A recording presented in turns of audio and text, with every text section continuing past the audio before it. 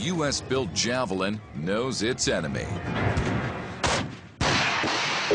Tanks and other armored vehicles that have long-range weapons and that are very, very difficult to kill or disable. And it will kill any known armor in the world today.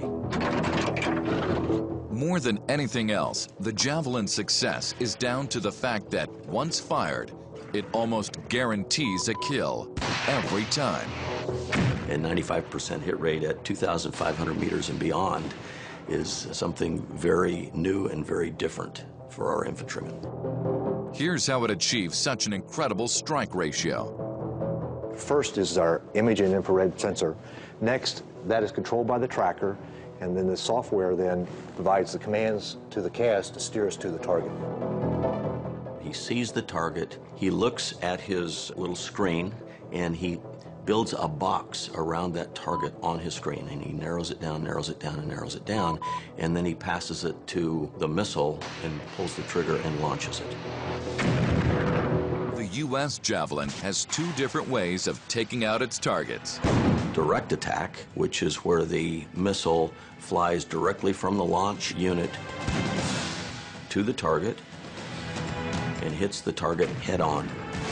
This is mainly for exposed line-of-sight targets, bunkers, buildings, vehicles, just about anything. If you can see it, you can hit it. But what if a target is hidden in a valley or by a ridge?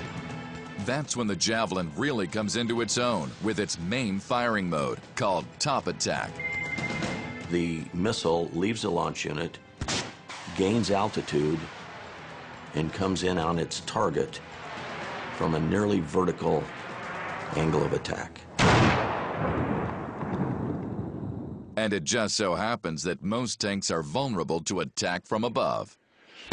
Even if they're equipped with explosive reactive armor designed to defeat rockets and shape charges, the Javelin warhead has enough destructive power to break through.